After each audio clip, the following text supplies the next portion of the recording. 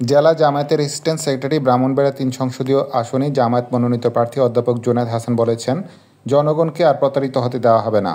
দেশের সিংহভাগ মানুষ যেহেতু আল্লাহ ও আল্লাহ রাসূলের উপর ঈমান রাখে, কোরআনকে যেহেতু জীবন ব্যবস্থা হিসাবে মেনে নিয়েছে, বাংলা শাসন কেবল ইসলাম দ্বারাই পরিচালিত হবে ইনশাআল্লাহ।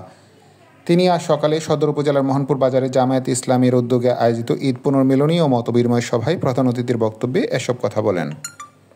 সভায় তালশর পূর্ব ইউনিয়ন জামায়াতের সভাপতি ডাক্তার আবুল বাশার বাসিরের সভাপতিত্বে বিশেষ অতিথি হিসেবে উপস্থিত ছিলেন জামায়াতের সদর উপজেলা সেক্রেটারি মাইনুদ্দিন আহমেদ মামুন, নরসিংদী মাদ্রাসার প্রিন্সিপাল মাওলানা হেলাল উদ্দিন ভূঁইয়া, কাউতুলি মাদ্রাসার শিক্ষক মাওলানা খালেদ সাইফুল্লাহ, সাবেক ছাত্র শিবির নেতা রুহুল আমিন। সভায় স্থানীয় জামাত ও অঙ্গ সংগঠনের নেতাকর্মীগণ অংশগ্রহণ করেন। জামাতে কাদরা শিবরিন ফাকাদ খালা রিফাতুল ইসলাম বিন উনুক বড় আকারে করবো এই ধরনের চিন্তা আমাদের আজকে এই পুনর্মিলন অনুষ্ঠানে। তাই একটা জিনিস কাজ করে যে আমরা যে একটা ইসলামী দলের সাথে আছি। ভাইরা আমার, মানব রচিত মতবাদ দ্বারা অতীতে যারা এই দেশ শাসন করেছে তারা জনগণকে কোনো না কোনোভাবে শোষণ করেছে, প্রতারিত করেছে। আমরা চাই জনগণকে আর প্রতারিত হতে দেওয়া হবে না। বাংলাদেশের সিংহভাগ মানুষ যেহেতু আল্লাহ এবং আল্লাহ রাসূলের উপর ঈমান রাখে, কোরআনকে যেহেতু তারা জীবন ব্যবস্থা হিসাবে মেনে নিয়েছে, তাহলে বাংলার শাসন কেবল ইসলাম দ্বারাই পরিচালিত হবে ইনশাআল্লাহ। বাংলাদেশের জনগণ এই সিদ্ধান্ত নিয়েছে, তাই আমরা আমাদের কাঁধে কাঁঠাল ভেঙে অন্যরা খাবে, বাংলার জমিনে ইসলাম প্রতিষ্ঠিত হতে দেবে না। আমরা এই ধরনের প্রতারণার আর শিকার হব না।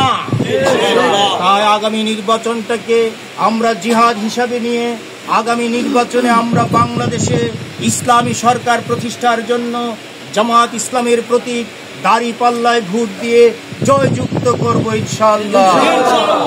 বাংলাদেশ জামাত ইসলামী বাংলাদেশে ৩০০ আসনে তার প্রার্থী মনোনীত করেছে এবং জামাত ইসলামের বক্তব্য একটাই, যে বাংলার জমিনে আল্লাহর দাসত্ব, কোরআন সুন্নাহর আইন প্রতিষ্ঠা এবং কার্যকর করার জন্য এবার যে সুযোগ এসেছে, এই সুযোগে আমরা আল্লাহর আইন এবং সৎলোকের শাসন প্রতিষ্ঠার জন্য জামাত ইসলামের প্রতিনিধিদেরকে আমরা নির্বাচিত করে সংসদে পাঠাবো এবং সংসদে কোরআনের আইন প্রণীত হবে এবং ক্ষুধাদ্রোহী সকল কালাকানুন বাংলাদেশ থেকে উৎখাত করা হবে।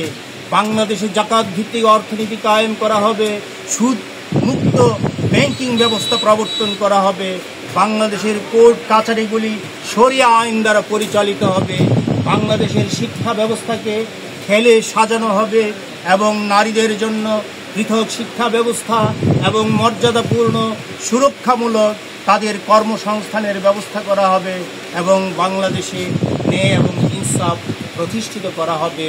মহান আল্লাহ পাক বলেছেন, জনপদের লোক সকল যদি তাকওয়া অবলম্বন করে আসমান এবং জমিনের বারাকার দরজাসমূহ খুলে দেওয়া হবে।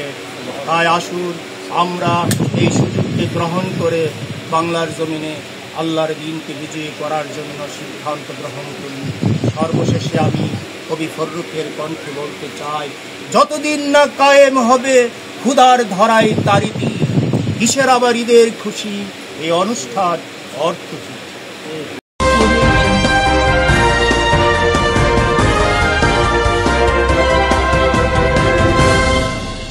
আজকের ব্রাহ্মণবাড়িয়া সত্য প্রকাশে নির্ভীক।